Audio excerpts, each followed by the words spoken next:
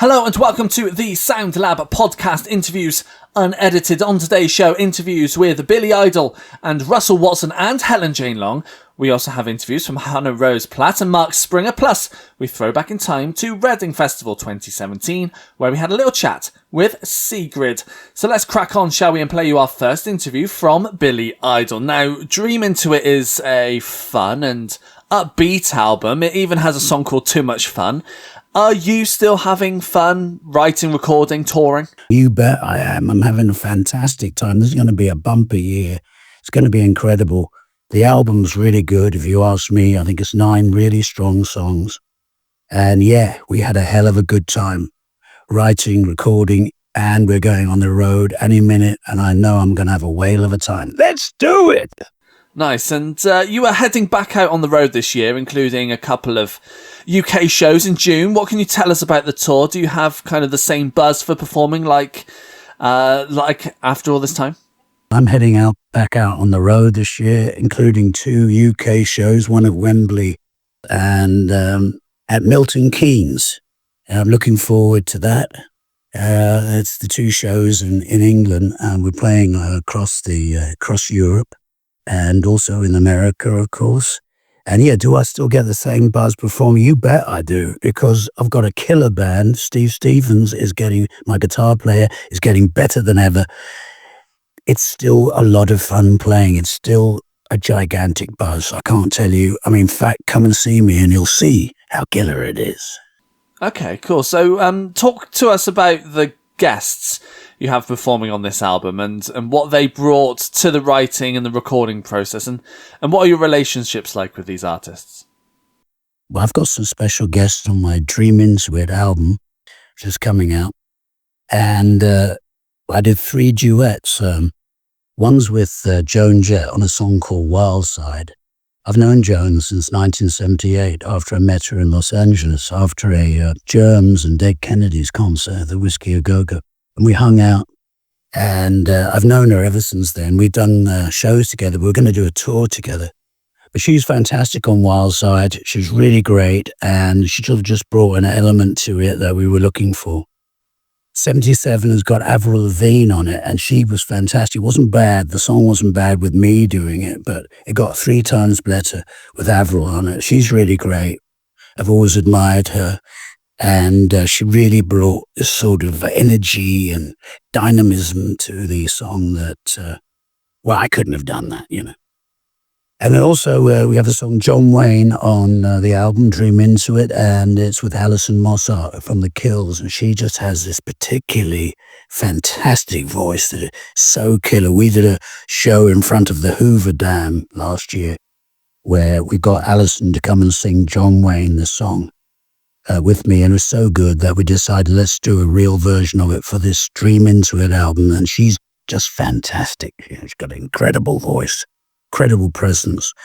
And with all of these artists, it was just a hell of a lot of fun recording with them. Now, the album has a classic Billy Idol feel to it. Which songs in particular do you think are kind of up there with some of your greatest and favourite songs? Well, I really like this song 77. That's kind of killer. It's about the sort of punk rock days of when I was growing up, when I was 20 years old. Nearly 50 years ago. And then Still Dancing is about how I still love rock and rolling, even at this advanced age. And then I think the song Wild Side is really great, and that's with Joan Jett. And so I really enjoyed making this record. It's been really a lot of fun, and it is classic Billy Idol. Yeah. And 77 sounds like you're a bit like up for a fight. Was this written from like personal experience growing up, kind of in and around London in the 70s? And are these some of the nostalgic references in the lyrics throwing back to 77?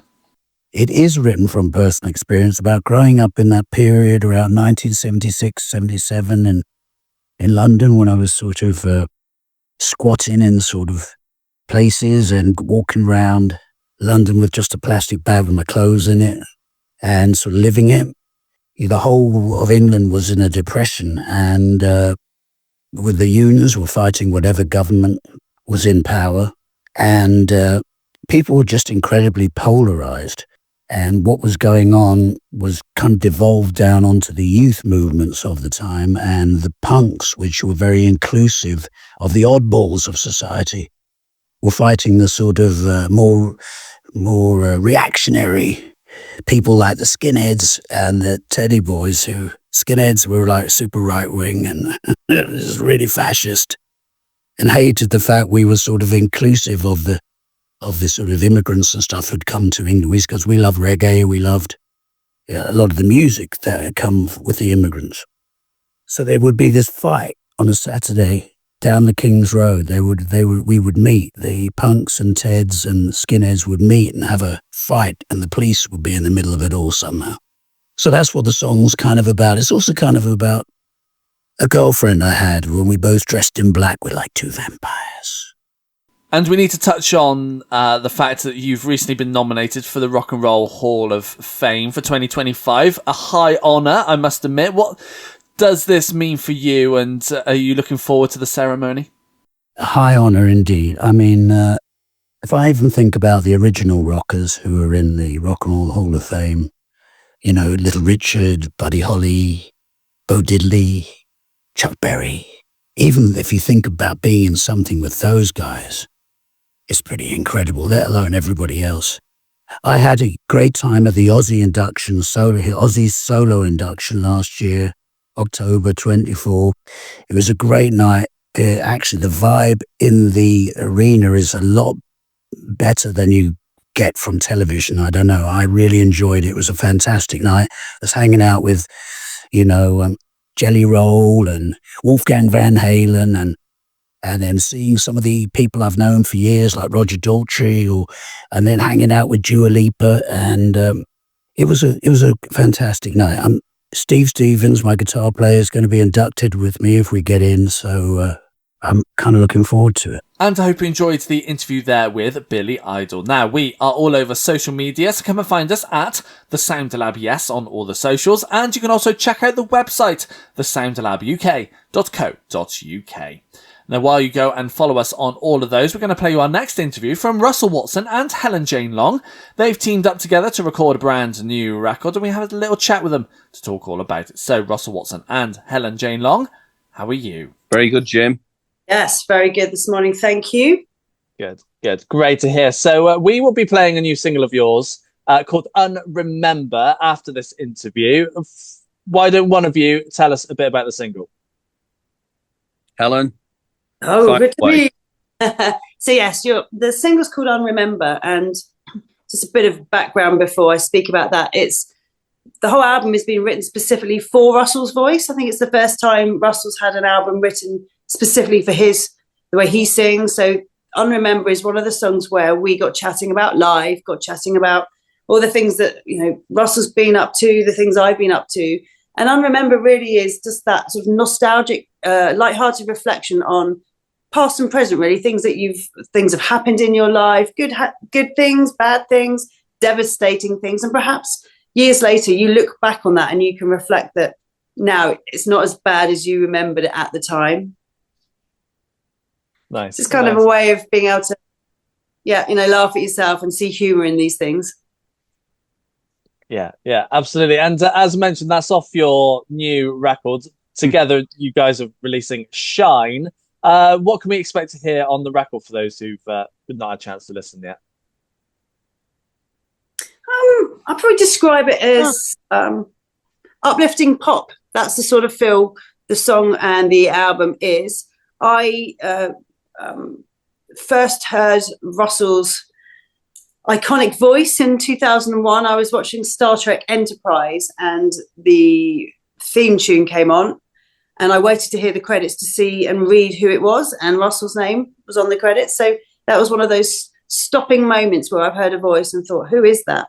Fast forward another 23, 24 years, and I was in a recording studio. I'd written a song, and I was talking to an audio engineer, Simon, about the voice that I wanted, the voice I'd heard, and Russell Watson. And he said, I'm seeing Russell this weekend. We're actually working together. So it was Simon that introduced us, and that's how we kind of came about to as we are now. Nice. Russell, tell us a bit about what it's like to have a record written specifically for you. It's the first time, so more often than not, we'll get sent demo tracks from songwriters. But again, they're probably plied out to lots of different people, lots of artists in the public eye. So to actually have an album constructed, I mean, Helen and I spoke extensively about life, about relationships, about, everything that I've been through in my life, some of the good times, the bad times. And Helen went away and then constructed an album. And I'm not talking about just the music, but I think maybe the lyrical content especially has been constructed around, what Helen felt would represent kind of, I wouldn't say my life story, but would represent, my thought process. And so with that in mind, when we headed down to Abbey Road Studios to start making the record, I was already buzzing. I was all ready, for getting in there and delivering, one of my best vocal performances. And I think it's funny, Helen mentioned when she listened, when she heard my voice way back in 2001 on the Enterprise series, I get lots of people coming up to me and saying, I didn't know you sang the Star Trek theme tune. It doesn't sound like you. Well, the amazing thing is it actually does sound like me because, prior to having the classical career, which commenced in 2000s, it's my 25th anniversary this year. But prior to that, predominantly what I was singing when I was working in the clubs and so on was pop music. So in many respects, I've gone full circle and ended up singing, what I would say is more pop repertoire. And it's a side of my voice that actually I really like. And probably I would dare I say it feels most natural to me. Nice. And Helen touched on earlier how you guys got together. Russell, what was it like for you to get that call to say, well, the meeting, I guess, to say that Helen wanted to write music for you? Well, we didn't. It kind of wasn't like that. Simon approached me. He's Helen's sound engineer. And Simon approached me because he was doing the front of house sound for one of my concerts. And he came over to me and said, look, the lady called Helen Jane Long. Now, if I'm being honest, I didn't really know Helen by name, but I was definitely familiar with some of her work. She worked on the Lord of the Rings trilogy. She wrote the Mercedes F1 theme tune, the British Airways theme tune. I mean, the list is endless of the work that she's done. So I was definitely familiar with her work. And straight away, as soon as Simon started rattling off what Helen had done and what she'd worked, and I said, yeah, this sounds really interesting. So we got together. Helen came over to my place, brought a couple of demo tracks with her, which were basically at that stage were just sort of, computerized piano versions of the songs that they eventually developed into. And I listened and I said, you know what, I really like this. And I put a lyric down and liked it even more. And then from there, we kind of, each week, Helen would ring, I've got another idea. I've got another song. I need you to hear this. I need you to hear this now. I'm going to send it over. And I listened and, yep, I really like that. We'll be over in 2 weeks' time. We'll record some more. And by the time we'd finished, we had an album's worth of songs. And it was pretty much, that was how it went. It was good. Nice. And I like to talk about writing and the composition side of things. So for you, Helen, how do tracks normally start off for you? Normally at the piano for me. I'm a pianist, so it's sitting at the piano. I just get a little idea. It could be something really tiny, just in my head, a few notes, and then I'll end up at the piano. And then I'm quite old school. I like to have paper as well, so I'll score it down just to make sure. I'll record it as well, and then it just sits with me. And over the days, over the weeks, it just starts building up. The tunes don't leave my head. They become this sort of nagging thing that I wake up, there it is, I go to bed, it's still in my head, and it just starts building from there. Nice. And it's yeah, go on. And then it's layered up. So I compose, but I also arrange and score everything myself. So all the gospel choir backings, all the string arrangement, everything has been done by myself and then we then sort of branch out, and then it starts with Russell's voice, but it also ends with Russell's voice. So by the time all the arrangements are done and Russell starts singing on top of the finished stuff, we'll still tweak it. It's not, you have to be flexible because his voice has got such nuances in it, and it's so vibrant that I do tweak and change things even in the recording studio. Yeah, absolutely. And you've worked on a load of projects, film, TV, documentaries, your own kind of releases as well. When it comes to working for others and for companies, how easy do you find it to work maybe with their constraints or ideas that they have before you kind of submit music for their use?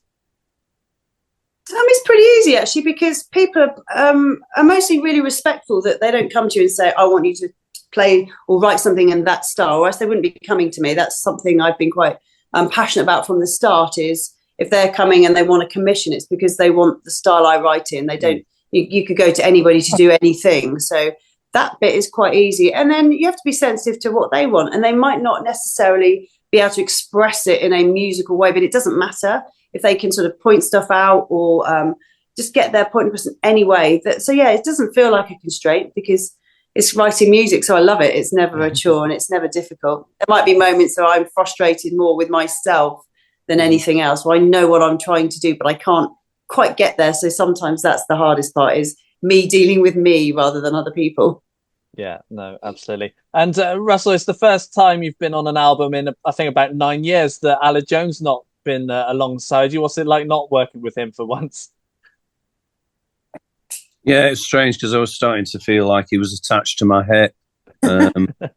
So, it's not actually the first time we recorded an album a couple of years back, but it's the first time that I've done an album of this nature where I've really felt a connection with music that has been specifically written to me, which is very exciting. I mean, I love Aled to bits, and we had so much fun on our collaboration, touring and everything. We're like two children when we get together as well. So it's always great fun. The thing is when you're working with someone like Aled and Helen, exactly the same, kindred spirits that, where really don't take anything too seriously in life and can just laugh at everything that everything that comes by. And that's pretty much, I was with Aled, and it's a continuation of that with Helen. We find the funny side of most things, and it's a refreshing thing. Yeah, I bet. And you touched on touring, and you've got a lot of touring coming up this year. I bet you can't wait to be on the road again. Yeah, it's a big tour this year. We're on with AEG. It's my 25th anniversary tour, so quarter of a century since the release of the first album, The Voice. Can't believe how quickly that time's gone. Just flown by. I mean, when I think about, the first day we stepped into George Martin's studio at Air Lyndhurst with 72-piece Royal Philharmonic Orchestra and Nick Ingham at the baton, it only seems like yesterday. But then when I think about everything, that's gone by in between all that, it seems like 3 lifetimes ago. Yeah, I can well imagine. And Helen, you've got a show at Christmas as well. You've got a Christmas show. Are you looking forward to that? And are you hoping to add some more dates to your calendar this year as well? Yeah. I mean, I normally do tour for the States, but I've got my London show on the 6th of December, my Christmas one. And then I've delayed because of the stuff that I've been doing with Russell. My American tour will take place next year now. I've moved it, but yeah, we'll be doing some stuff together. We haven't decided which dates, but we'll be joining forces and having some fun on stage too. How are the plans coming for that? For my tour, for the joint of tour for you two together.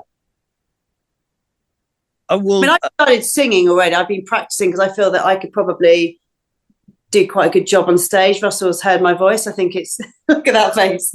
Look at that face. Yeah, I have heard your voice. I think maybe we'll just stick with playing the piano for now. just to start with. And writing songs and arranging songs and writing lyrics and everything else that you do. I think that's enough. I don't think we need to hear you sing, Helen. I don't think we do. I think we heard that once and it was definitely enough. I'm intrigued now. I really want to hear it. You really don't. Like you really don't want to hear my piano playing. Yeah, no, that'd be good. Russell, I said we'll be doing some together as well. But what's lovely about his tour is going to be doing the whole mixture from all styles. You know, it's a celebration of 25 years of And I hope you enjoyed the interview there with Russell Watson and Helen Jane Long. Now, we also have a Spotify playlist. It's called Fresh, which brings you 150 brand new up-and-coming unsigned artists that we think you will love and enjoy. So if you head to our website, thesoundlabuk.co.uk, and click on the Fresh playlist button, you can find it on there.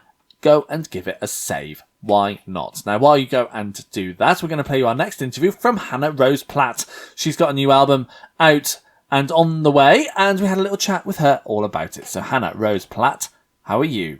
I'm really well, thank you. How are you doing? Yeah, not too bad. Thanks so much. So we've been playing a new single of yours called Young Men Need Their Wives. Tell us a bit about the single. Awesome, thank you. So this one, the record is called Fragile Creatures, and it's exploration into the myths and the superstitions around women's health and the misdiagnoses and all kinds of absurdly funny and at the same time devastating things. And a lot of the stories in the album are historical, and I thought I should throw one or two personal ones in there. And it's actually a personal song about a relationship I was in some years ago, which was very, very toxic, very controlling, very coercive, and I've made the decision to leave. And since leaving, the person started to not do very well at all, and they were assigned a mental health team. And it's about being given very dangerous advice by that mental health team to stay. And there was one particular doctor that actually said the phrase, young men need their wives, you don't kick a man when he's down, come on. I was just sort of a bit like shocked, like, I know how to say this to me. And it was just sort of about that situation, really, because the sort of the danger and the dismissal of me and my sort of mental health in that situation. You know, it just harked back to some of the things I was learning about that happened centuries ago, and I thought this needs to be in there. And hopefully what listeners are left with is a little bit of a sarcastic defiance sort of anthem, really. Wanted to sort of leave people with a sense of empowerment. Yeah. Right, thank you for playing it. I really appreciate it. Pleasure's all mine. As I say to people, if you write good music, then I'm going to play it. So it's on you, really. It's not on me. So, and you mentioned this off your new record, Fragile Creatures, which is out, I think, in just over a week and a bit's time. What can we expect to hear on the record? Oh, so it's a plethora of different sort of sounds and genres. I work with a producer called Ed Harcourt, who's an amazing artist who everyone should also check out if you don't know his music already. And I love working with Ed because we just sort of, we're like two kids in a room, like what can we make noise with in this room? And it's quite tricky to describe the genre of the record, because I and certainly Ed, we like to think of the arrangement like an extra character in the story, really. So it's what does the story need, what's going to serve this theme. So, you know, you've got a little bit of almost psychedelia on there, you've got a bit of folk, you've got a bit of psychobilly rock, you've got weird industrial sounding song as well. So it's a whole mixed bag, really. I guess it's a little bit theatrical in a way, and a lot of stories and sort of historical events that I didn't know until I read this book called Unwell Women, which is what one of the threads of research that informed the record. So hopefully people will find it interesting to uncover these stories like I did. That's the aim. That's the hope. Yeah, absolutely. And the sound that you've made with this record, was it the sound you wanted, or is it simply how it turned out in the studio? It's kind of both, really, and this is why I love working with Ed. It's the third project we've done together. We did my last album, Deathbed Confessions, together, which is similar, really. It was like whatever the song and the story needed, and then we did a I went over to Scandinavia, not Halloween, gone Halloween before, and we did a sort of Scandi noir horror inspired EP for that. So we're used to working with each other now. And one of the stories I can tell you is one of the songs, one of the singles actually is called The Edinburgh Seven, and it's about the first 7 female doctors. And the snapshot of the song is true story. They were walking down Nicholson Street in Edinburgh to sit their anatomy exams, and they were sort of blocked off by gangs of men and mud thrown at them, insults hurled at them, and they obviously walked through, sat their exams and passed. And I said to Ed, I want to make it sound like if Tarantino made a film about these women. We want to like imagine 7 women, a gang of 7 sort of badass women sort of marching down the road, and he just understands it when I say those kinds of things. So that's kind of the kind of conversations we have really when we're thinking about sound. Yeah, nice. And I'm sure you wrote more than what made it onto this record. What happens to those now? Do you consider them again down the line, or do you think you'll bin them off and start again? Do you know, it's so funny you say that, because every single song that was written for this is all that was written. And it was so painstakingly researched. What I do have, though, is a whole more ideas that it could have turned into a double record about this. And I think I probably still will write them just for fun to see what happens. And you never know, maybe we'll get an extended version at some point down the line. Yeah, fingers crossed. And I like to talk about the songwriting as well. So for you, how do tracks normally start off? Always concept first for me. It's almost, I'm a big cinema nut, and I think a lot in what would this look like as a movie. I almost have like the movie in my head, the camera angles, and the camera angles will often determine what tense I use. So if it's first person narrative, it's going to be a close angle. If it's third person narrative, it's going to be a wide shot, which gives you the opportunity to get a little bit more wordy and sensory with the lyrics. But it's always concept first for me, and then the lyrics and the chords often come together really. Usually some sort of guitar riff or some sort of beat will be the foundation. Yeah, nice. And with the lyrics as well, is it quite easy to kind of pair them up with the music, or is it a bit of a challenge at times? I am a stickler for it, so I have to watch myself editing as I go if it doesn't feel right, and twisting myself in knots because it doesn't feel right, because I'm a big lyrics nerd. So people often say to me, oh, you know, you obviously find lyrics really easy. I'm like, they're really good. And I'm like, they probably sound good because I find it hard. And I spend quite a lot of time trying to make sure that they're right. Some of them come easier than others, though. Yeah, good. And you get to play some of these new tracks live. You've got some in-store dates to start things off with. How are you catering your set for doing like in-stores rather than the big shows? So that's a great question. I've had loads of fun lately because I've had an excuse to buy loads more toys, which is always great. So what me and my partner, who's also my bass player, we're going to do a bit more of a stripped back thing, but it will be plugged. So it'll be electric guitar, electric bass, and maybe some upright bass. And what we've got is loads of loops, loads of pedals, loads of textures to be playing around with, to try and replicate a little of what we might get on the record. I can't wait. I'm really excited. Yeah, absolutely. And you've got some dates as well in August. It's a little bit different because it's kind of it's a residency at Edinburgh Festival. How did that come about, and what have you got planned? Oh my goodness. So this is actually quite a good story. So I was looking for a sort of medical themed place to launch the record just before Christmas. I was doing a bit of research, and I thought I was on the Royal College of Surgeons in London, which is what I'd intended to land on. And they had a contact form to fill in if you want to play. And I'm like, oh, great. There's a venue already there. That's handy. That's great. So I filled in the contact form, all about the record and the show. And then an hour later, I got an email back it said, theatre director. This sounds perfect. How about a 2-week run at the Edinburgh Fringe? And I was like, what the hell did I fill out? What is this? This is amazing. But what is it?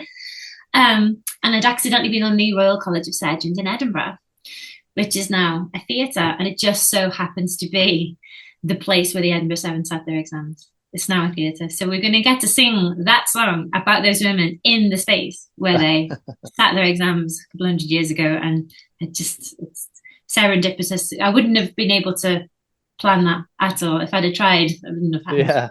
It'd be really fun. So we've got 2 weeks playing the show in full out there. Yeah, is it going to be the same show every night, or are you going to mix it up? I think we'll probably mix it up a bit and see what works and get a feel for. Yeah, it's always good to keep ourselves on our toes, I think, as well. Yeah, Yeah, absolutely. And those are the only shows you got booked in at the moment. What's your plan? Are you hoping to get some more in the diary? Yeah, so we actually also just announced a London album launch, which is at the Water Rats, and that's on May 28th. So that'll be a big full band show. It's going to be really good. We've got the in-stores. 25th, we are playing Rough Trade Bristol, and that's the day of the album release. Following day, the 26th at Banquet, and then the following Tuesday, 29th of April, at the Jacaranda in Liverpool. Big London launch on May 28th. Then it's all things Fringe, getting that show together, playing the Fringe, and then we'll have some autumn dates. We're hoping for an autumn tour of the UK and maybe some European dates as well. Nice. Are you hoping to be back in the studio at some point as well? I've already got the next 2 ideas for the next 2 records, so I hope so. Yeah. And I hope you enjoyed the interview there with Hannah Rose Platt. Now, if you are loving these interviews but want more from us, then you can check out our international radio show where we play you an edited version of these interviews alongside music from these artists.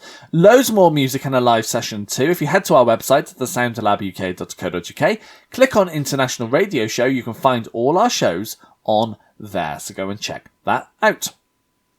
Now, our final new interview comes from Mark Springer. We had a little chat with him to talk about his new record and more. So, Mark Springer, how are you? I'm fine, thank you. Good to speak to you. And you as well. We've been playing a new single of yours called Phantoms and Monsters. Tell us a bit about the single, first of all.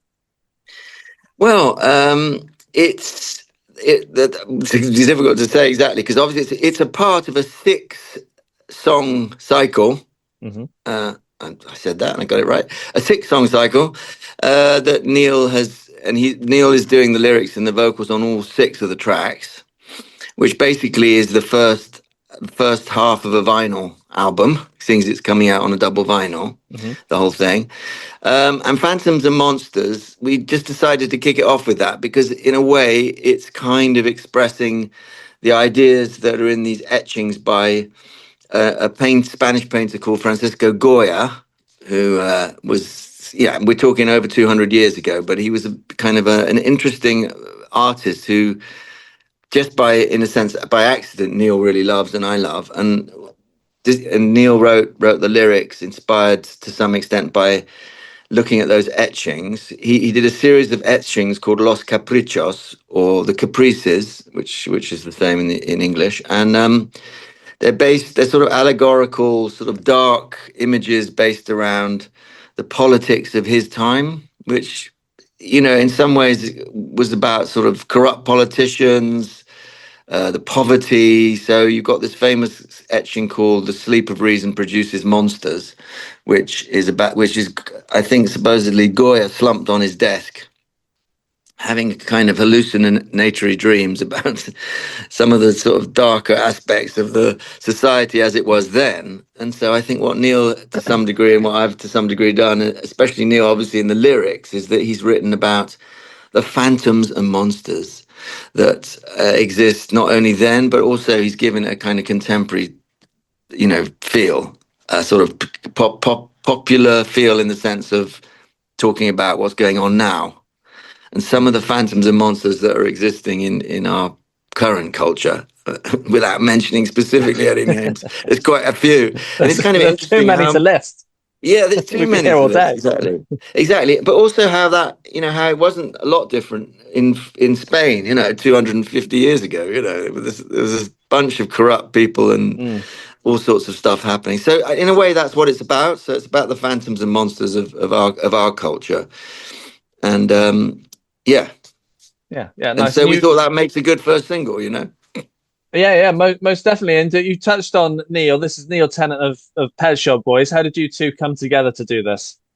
Well, there's a story there, which is that Neil was I started a group, or was a co-founder of a group called Rip, Rig and Panic, which was a long time ago now. We had, as our singer, we had Nana Cherry, and also we used to play with her father, Don Cherry, who's this amazing jazz trumpet guy from that period of 60s avant-garde jazz. And we were very much a kind of collective of punk, jazz, pop band of its time, trying to break down boundaries to do with what people were listening to then. We're talking 1980s. And Neil used to be the reviews editor for a magazine called Smash Hits, which was a again, a big popular pop mag of its time, and was reviewing all the latest stuff. And I think he did 2 or 3 reviews of Rit Ring and Panic singles. And we used to put my solo piano pieces, because I was singled out in Rit Ring and Panic as the kind of virtuoso pianist, composer person. And we used to put my piano pieces on the B-sides of all our singles, or most of our singles. And Neil reviewed one of the albums, and there was the B-side was called "She Gets So Hungry at Night She Eats Her Jewelry," which was inspired by my sister, who was about 17 or 18 at the time, and almost eating her jewelry anyway. So I decided to call this piece that. And Neil was walking past her shop near one of the places where he lives in Folkestone, called there's a little music store called Vintage and Vinyl. And right tucked in the farthest corner was a review from a 1983 Smash Hits magazine.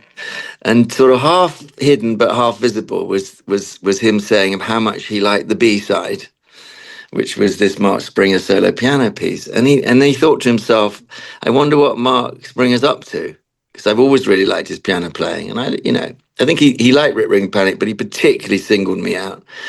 And so he goes online and he starts hearing my music, operas and big string quartets, big sort of quite long, fully formed orchestral compositions. None of these little jazz 2-minute jazz jobs. But I'd really veered quite a lot from the more jazz influence in Rit Ring and Panic to the, in a sense, contemporary classical, where you've got bigger pieces. I felt that my imagination couldn't be contained anymore by the jazz thing.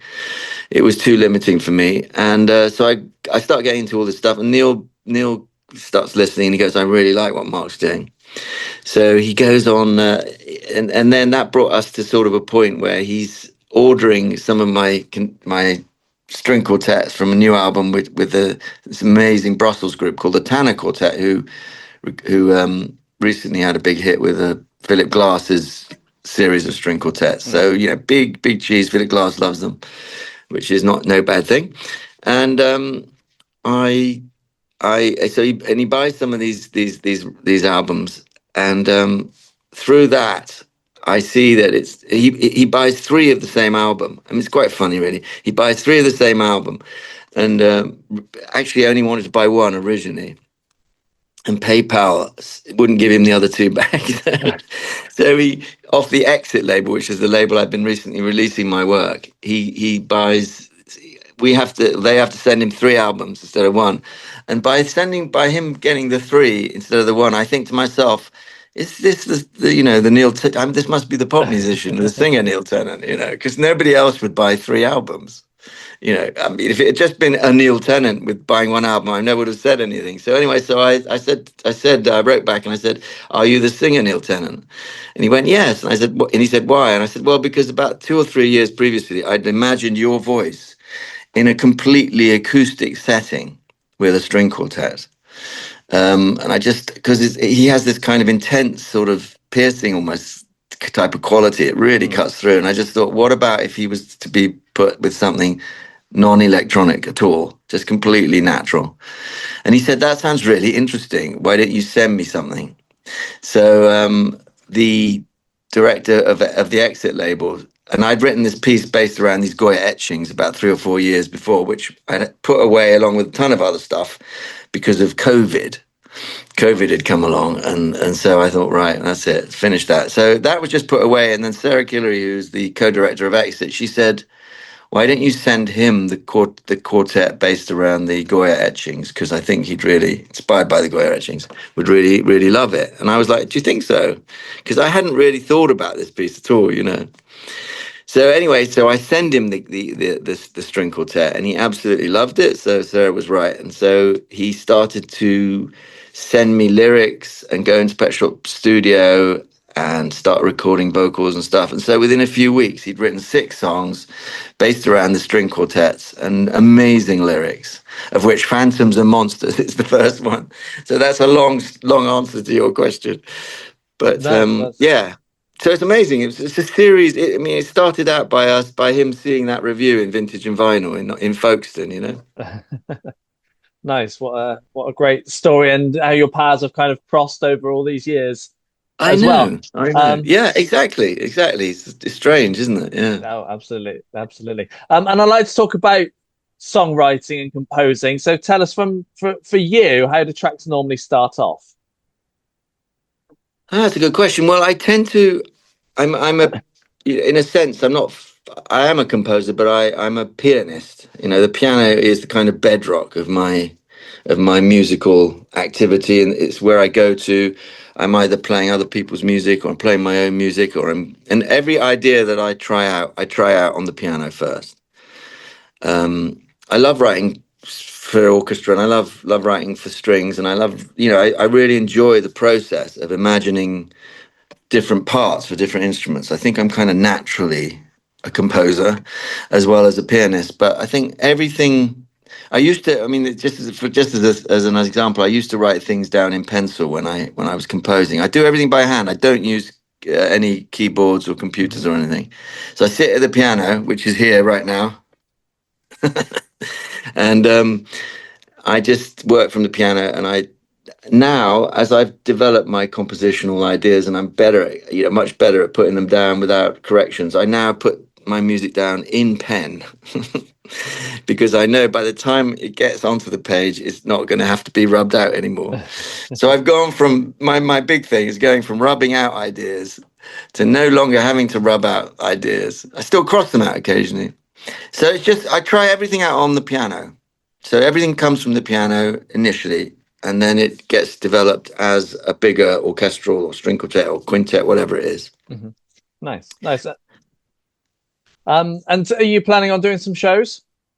Yeah, we are planning on doing some shows. At the moment, Neil's quite busy, and I'm quite busy doing different things. So we haven't really set a schedule yet for anything. It probably, if we do something, we're actually planning on doing a further version of this at some point, which we're more likely to show, which is an orchestral version of the songs and also a piano concerto, because part of the album, the second vinyl in the album is a solo piano piece, which I envisioned originally as a piano concerto. So we're more likely to do the shows in that guise than we are at the moment. Yeah. So we both feel that the music is got a real potential to go in different directions. I mean, this is great what we've done, and it's kind of, I love chamber music, which is that sort of element where that sort of intense intimacy.